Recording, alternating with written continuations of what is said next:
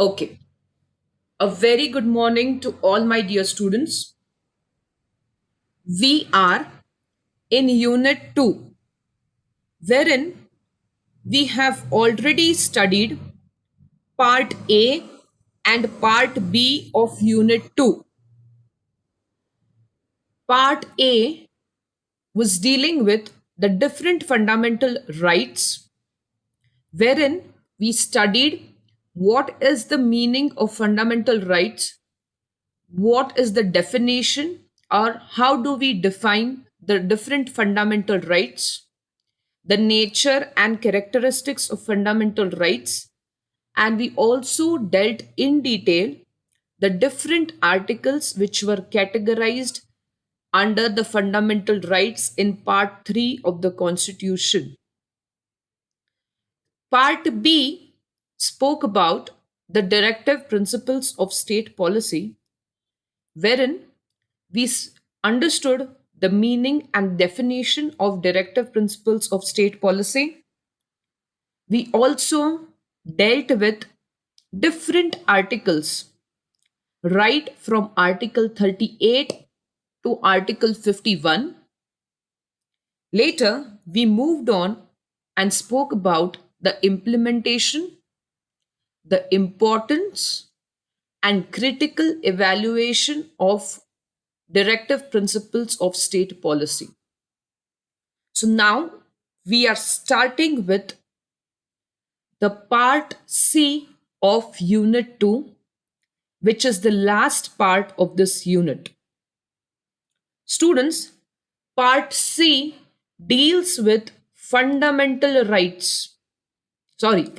duties. Students, we have already dealt in part A about the fundamental rights which were incorporated in part 3 of the constitution. The directive principles of state policy were incorporated in part 4 of the constitution. And in today's class, we are going to speak about the different fundamental duties. So let's start with our class. So first, I will just introduce my today's topic, which deals with fundamental duties. Students, to give you a brief history of fundamental duties, it so happened that in previous decades, there was no provision wherein the fundamental duties were included in the constitution all over the world. Means no country had adopted this fundamental duties or the provisions relating to fundamental duties. In all, means if you see among the different countries which have their own constitution, hardly there were few constitutions that had this provision of fundamental duties. This provision of fundamental duties were not adopted only by countries. Till date, USA, that is the US Constitution, does not have the chapter of this fundamental duties only. But when I speak about fundamental duties, students, in the year 1976, there was a recommendation, or you can say there was a suggestion, which was given by Sardar Shravan Singh Committee, wherein this committee gave suggestion for incorporating the different fundamental duties. When the suggestion was given by this committee that there should be a provision or there should be an inclusion of fundamental duties, our parliament, that is Indian parliament, felt that after going through the different suggestions or recommendation, thought that there is a need for incorporating a list of different fundamental duties in our constitution. Earlier to this, prior to this, there was no provision which dealt with the fundamental duties in our constitution. In the year 1976, when a committee was formed, which was headed by Sardar Shravan Singh, who said that there is need, there is very much urge, or you can say it is very important to incorporate the fundamental duties in our constitution. Hence, after going through the recommendations, after going through the suggestions, our Indian Parliament felt that they should include it, they should incorporate it. And accordingly, students, our constitution in the 42nd Amendment Act, I told you, amendment means you're changing, you're adding something or you're deleting something. In the 42nd Act, in the year 1976, passed an act wherein it added a new part that was called as Part 4A, and it also added a new article which was titled as Article 51A to the Constitution of our country.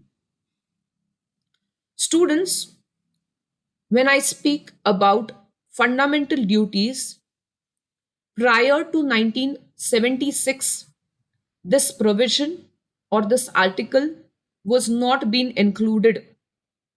But after due recommendation of a committee titled as Sardar Shravan Singh Committee, our Indian Parliament thought that there is very much need, or there is a need wherein you have to include or incorporate the fundamental duties in the Indian Constitution, and accordingly they passed an act wherein they included the fundamental duties in Part 4A of the Constitution.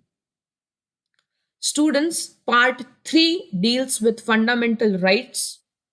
Part 4 deals with directive principles of state policy. And Part 4A deals with fundamental duties of a citizen. So this is the introduction. So let's start understanding what is the meaning of fundamental duties. Students, when I speak about fundamental duties, we are going to understand what is the meaning of it. These are the different duties which are identified as a moral obligation, or you can say it is a moral responsibility of the citizen, very importantly, and which helps in promoting the spirit of patriotism, which helps in upholding the unity of the country, and also you can say the integrity of the country. Students, these are the duties which have to be followed or which have to be performed by the citizens of the country. These are the duties towards the government, which includes the state government as well as central government. These are the duties or obligations or responsibilities towards the country. So when I speak about fundamental duties, students, I can say that fundamental duties are a constant reminder to the citizens, because when a citizen is enjoying certain rights, the citizens should be also be aware that they have some sort of duties towards the nation. I told you, when you have rights, at the same time, you have duties also. It is like faces of one coin. It is like two faces of one coin, wherein one face speaks about the rights, the other face speaks about the duties. Students, when I speak about fundamental duties, these are the responsibilities, these are the obligations towards the country. And this have to be perceived, this have to be performed by the citizens of the country. When I speak about fundamental duties, I can say that they serve as a warning.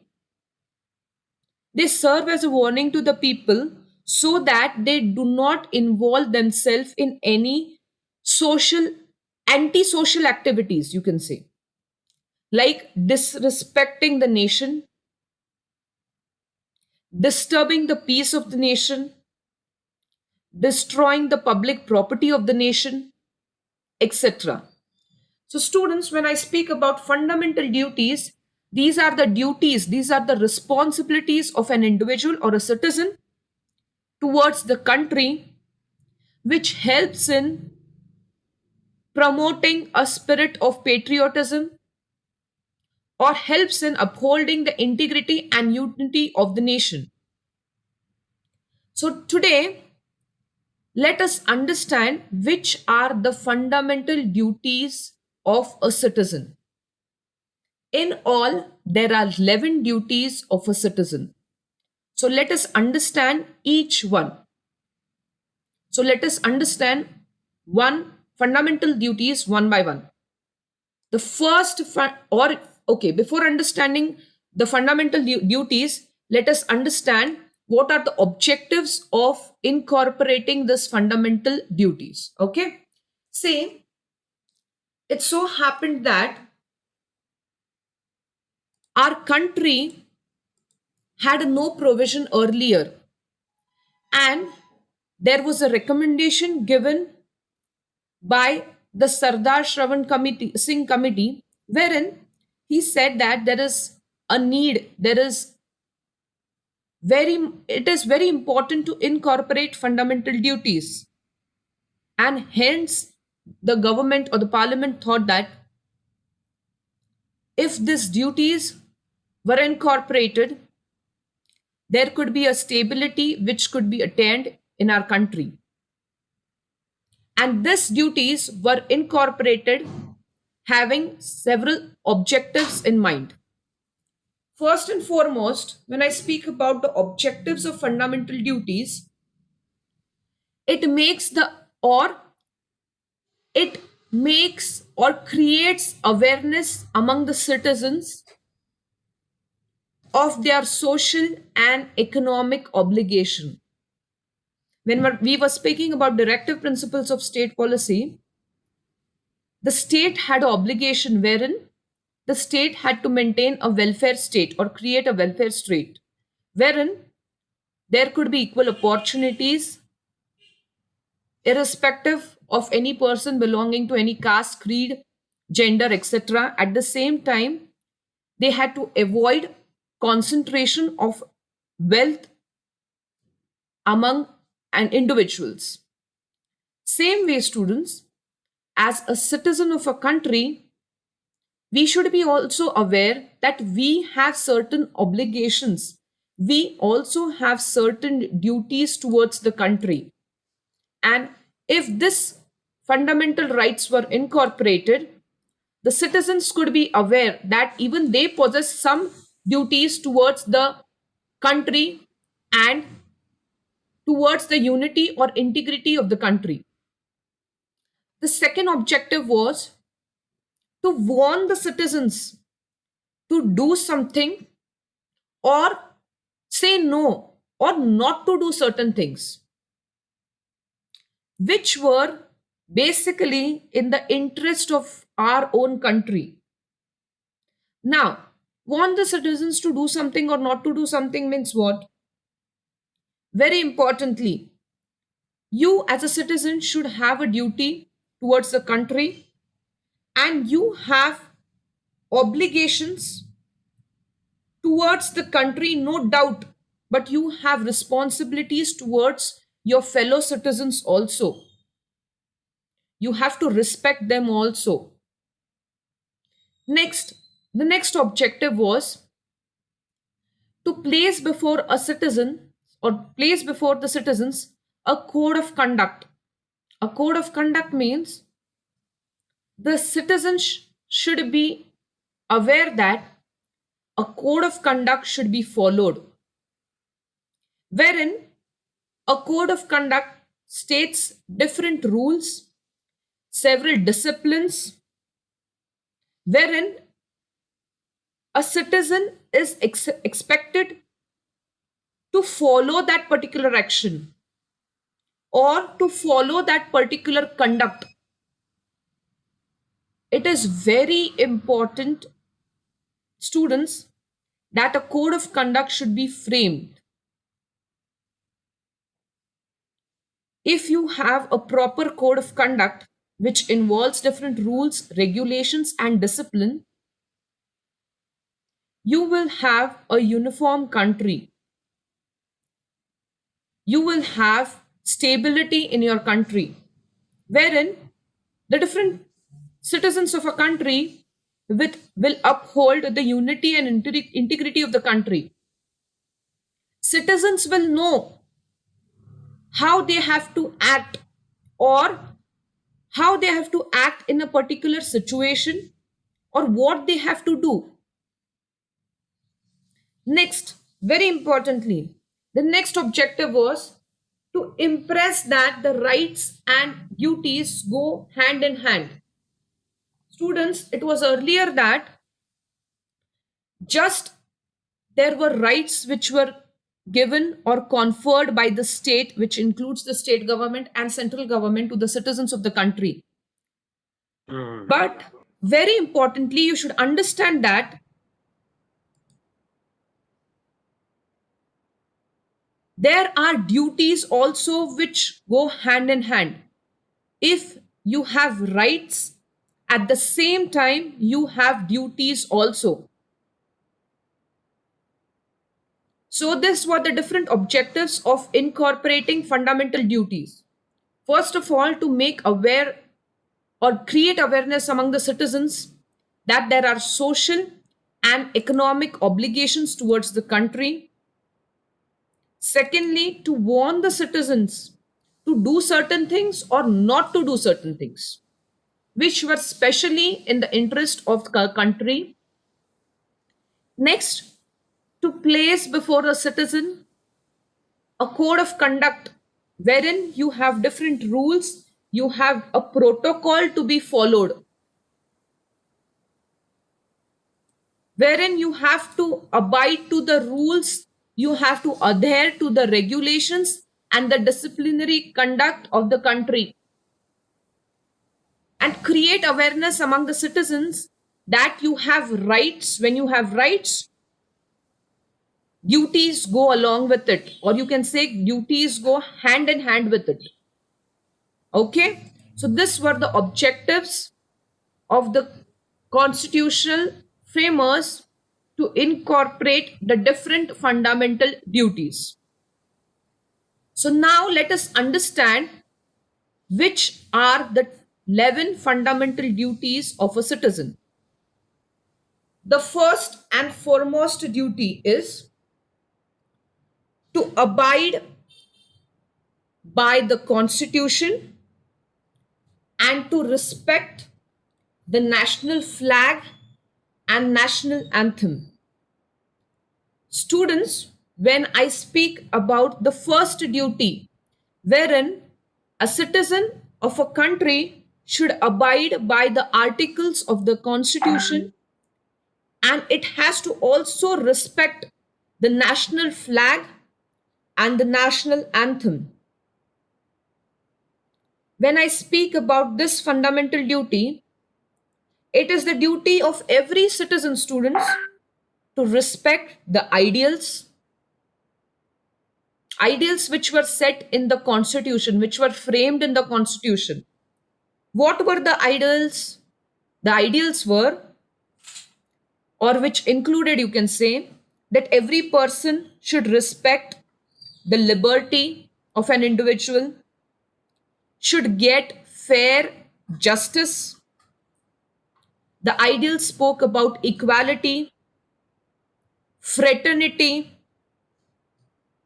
and we also studied, when we were studying the constitution, the three different organs which spoke about legislature, executive, and judiciary. So when I speak about the first duty, students, the citizens have to abide by all the articles of the constitution. Hence, all the citizens are supposed to maintain the dignity, you can say. They have to maintain the dignity of the constitution, wherein they should not indulge in any practices wherein they will violate the spirit of unity, you can say, or the integrity of the nation. They have to they have to adhere to all the articles which are stated in the constitution of our country. Secondly, when it speaks about the duties, it says that a citizen should respect the national flag and the national anthem. Students, when I speak about respecting national flag and national anthem, it states that if a citizen, by any overt or covert, you can say, act shows any sort of disrespect towards the constitution, towards the national anthem, towards the national flag, it would directly spell them, wherein they will spell doom to all the rights and existence of an individual, wherein that will not contribute to the sovereignty of the country. So, the first and the foremost duty of every citizen in our country is to adhere and to be abide by all the constitution, by all the constitutional articles. Secondly, you have to respect the national flag and the national anthem of the country. Okay? Now, the next duty. The duties are just small. You have to understand the meaning of it very deeply. Okay? The second duty speaks about to cherish and follow the noble ideas which inspired our national struggle for freedom.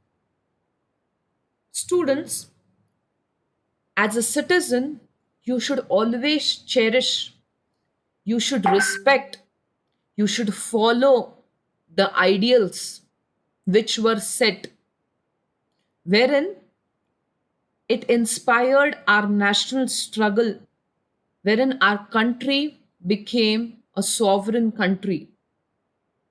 A country turned out to be an independent country. No longer we were ruled by any other country. We were independent. We were not dependent. Students, when I speak about this duty, the citizens of our country should always cherish, should always follow the noble ideals which led to the freedom of our country. Now, when I speak about those ideals, they were the ideals wherein they wanted to build a society which was considered to be a united society or a united nation. The ideals were regarding a united nations, wherein it aimed that there should be freedom, there should be equality, a nation wherein there should be a spirit of brotherhood, there should be non-violence. Our country struggled to get freedom. It also aimed at world peace. As a citizen of a country, you should always remain conscious and you should always be committed to those ideals. We, as a citizen, should always rise to the tendencies or ideals, and very importantly, you should stick to those ideals and cherish it as a citizen of a country. Next, the third fundamental duty speaks about to uphold and protect the sovereignty, the unity, and integrity of the country India. Students, when I speak about to uphold and protect the sovereignty, or you can say unity and integrity of India, I can say that it is one of the preeminent national obligation. It is an important national responsibility, students. And this responsibility is uniform to all the citizens of the country. You belong to any caste, any religion, any creed, you're literate, you're illiterate, it is immaterial. This obligation or responsibility is towards the nation. See, when I speak about our country, it is a huge country, you can say a vast country, wherein you have diverse culture which is prevailing, wherein you have different castes, you have different religion, you have different gender, you have people dwelling with different linguistic people, or there are people speaking different languages or practicing different languages. And if freedom and unity are considered to be very, very important, then all these people belonging to different caste, religion, language, etc., should be united, students. When I speak about unity, when I speak about sovereignty, which means independence, which then I speak about integrity, it all lies in the hands of people. See, when I speak about sovereignty, unity, integrity, I've explained you this meanings in detail in the preamble of the Constitution. This was the objective of the Constitution, and it was framed in the preamble of the Constitution. Students, when I speak about sovereignty, unity, and integrity, it is a very important fundamental duty of a citizen to maintain it and adhere to it. The fourth duty tells about an citizen, wherein it speaks or it states that to defend the country and render national service when called upon to do so.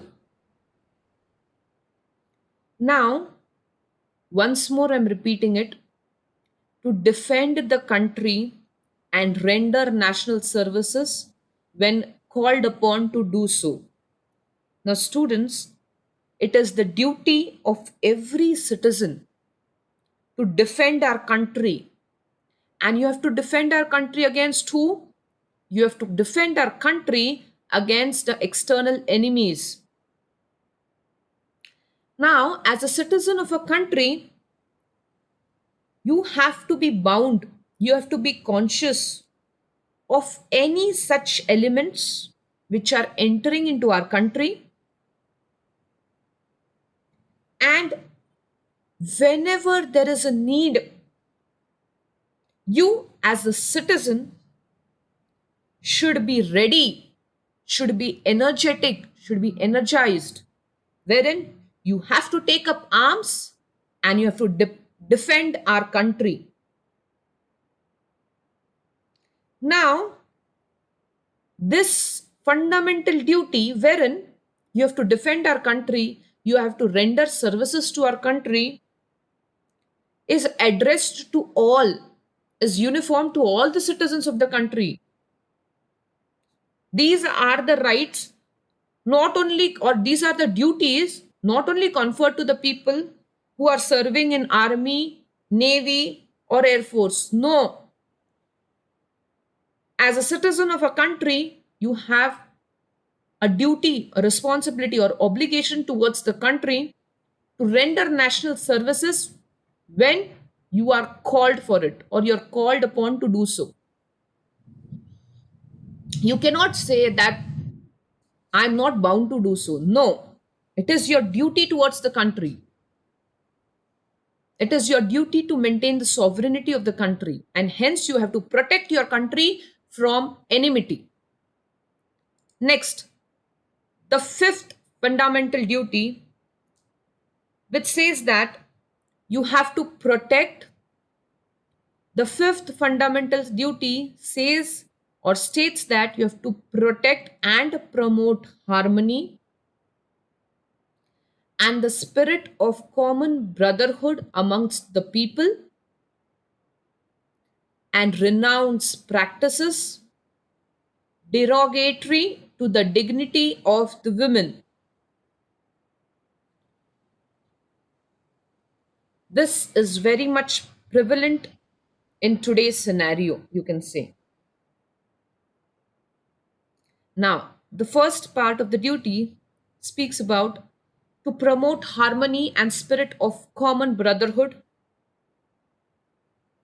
Now, I told you again, there are different people dwelling in our country with different religions, language, caste, creed, gender, educational background, professional backgrounds, etc. So there are different division of categories. So you have to create a spirit of unity, integrity, and a common brotherhood. You should not categorize people. The citizens of the country should come under one scenario or one head, that we are the citizens of our country, India. There should be no division. You are belonging to any status, you have any sort of status, you are coming from a high society, lower society, you are male, female, you're educated, you're illiterate, immaterial. You all are brothers and sisters.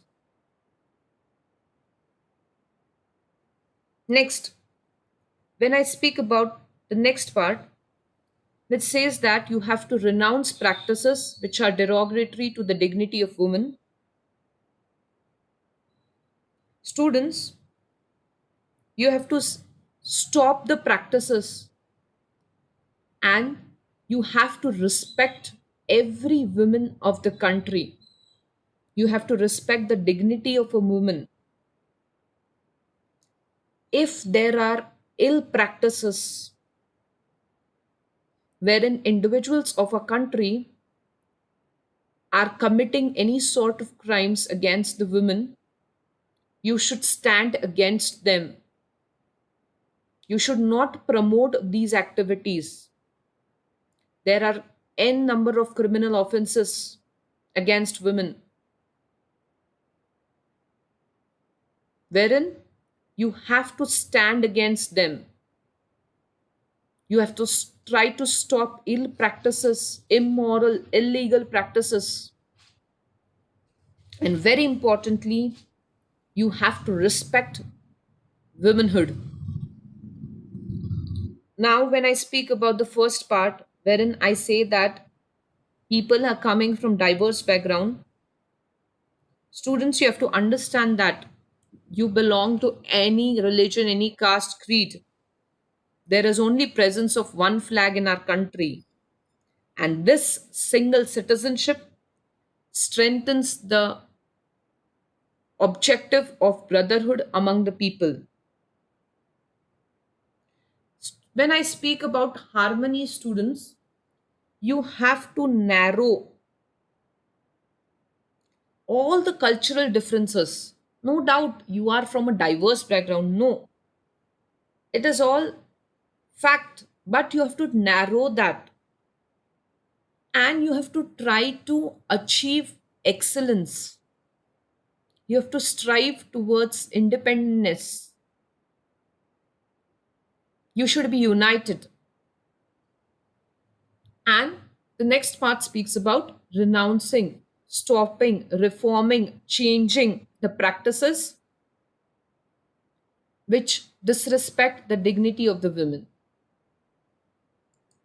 Next, the sixth fundamental duty says that you have to value and preserve the rich heritage of the composite culture.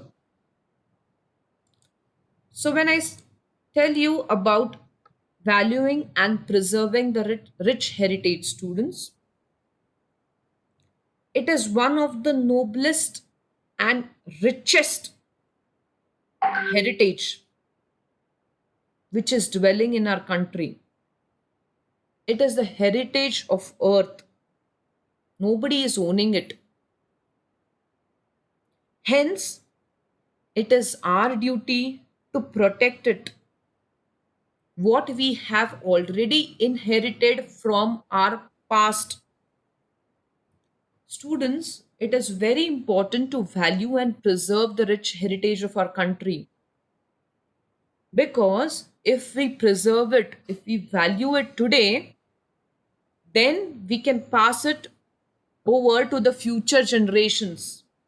If you destroy it, then that won't continue, or you cannot preserve it, you cannot protect it anymore then.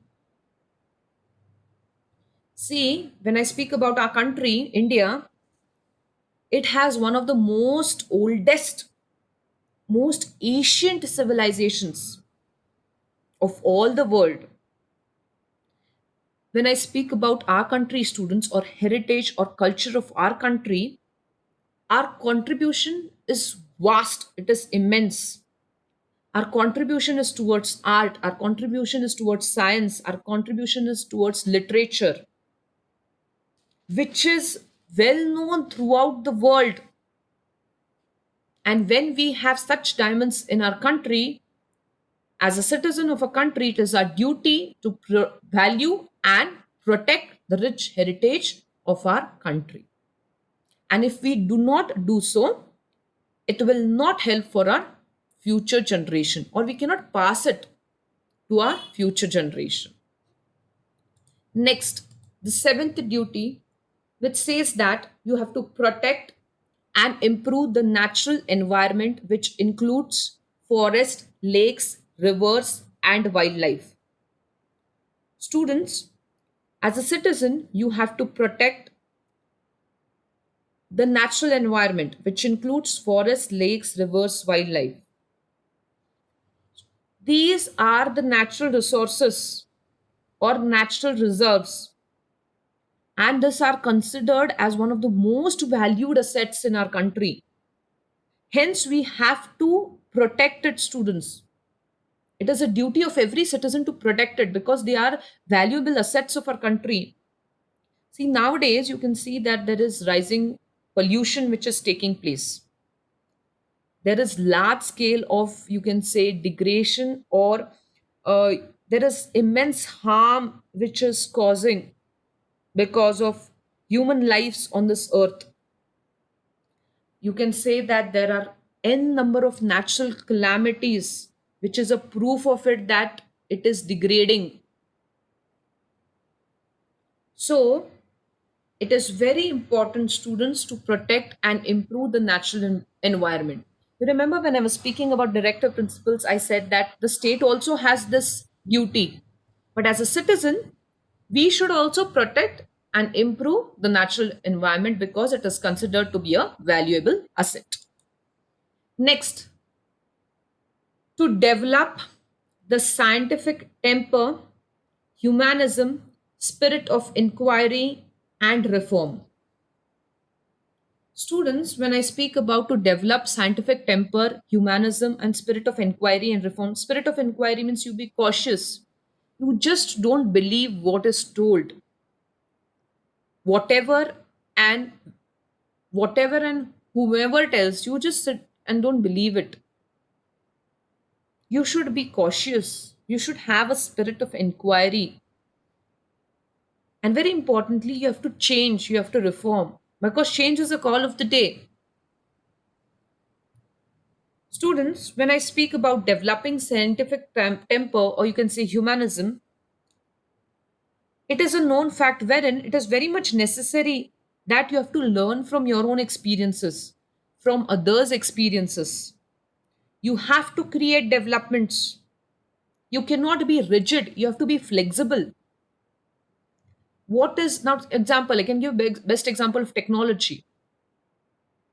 You cannot say, no, I do not know to use computer, laptop, so I cannot change. No, you cannot be rigid. If you're rigid, you will not be able to sustain in this changing environment. Hence, as a citizen, it is your duty wherein you have to maintain or develop yourself as a human. You have to gain the spirit of inquiry, you have to change, and very importantly, you have to run according to the pace with the fast changing world. You have to be flexible enough. You have to make changes whenever there is a need of our. The next duty, to say that you have to safeguard the public property and avoid violence. Students, when I speak about safeguarding public property and to avoid violence, it is unfortunate in our country wherein you all must be also seeing that our country is into non-violence to the rest of the world, wherein you all must be seeing from time to time the incidences of senseless, I can say senseless violence, wherein people destruct the public property which is belonging to the government. See, among all the fundamental duties, this should be practiced very importantly, according to me, because it has a great significance in today's scenario or in today's world. We can see people during strike, protest, wherein what happens is they have a common tendency, or you can say a common phenomenon, wherein whenever there is, you can say, strikes, there is bandh. What happens? The entire mob develops a mentality wherein, first and foremost, what they do? They harm the public property. What they do? They burn the buses, buildings, they loot the citizens, they destruct the public property. So this is one of the important fundamental duty an individual and a citizen should understand, that you have to safeguard and preserve the public property because it is not belonging to an individual, it is government property. Next, the next duty says that you have to strive towards excellence. Now, when I speak about striving towards excellence, it is in all the spheres, wherein you have to take a collective activity so that the nation tries towards enduring or reaching the high spheres in achievements. as a responsible citizen, students, you have to take over whatever work is given. You should see to it that our country achieves a goal of significance.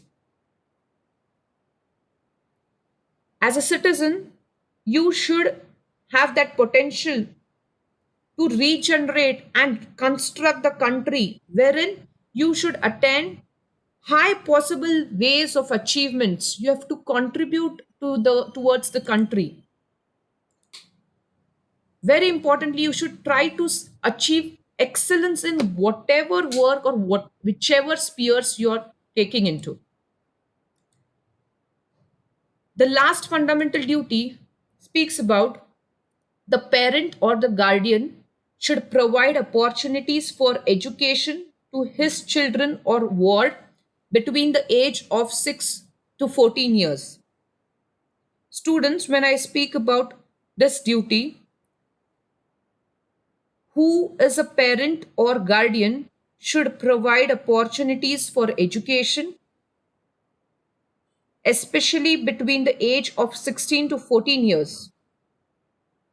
It is the duty of the parent, and if a child does not have a parent, if a person is acting as a guardian, he should provide education up to the age of 14 years.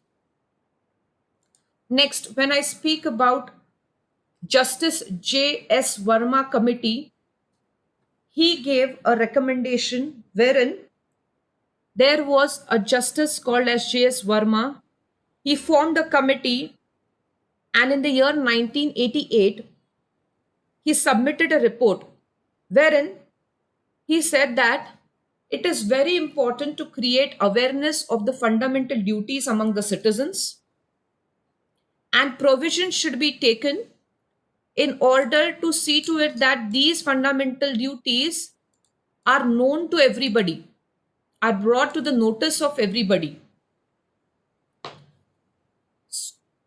The committee said that there is the right to minorities and also fellow citizens which have to be understood and brought to the notice of individuals. There should be reform which has to be taken place in the whole education process. Reform means changes wherein an individual should get free education up to the age of 14 years. And very importantly, there should be a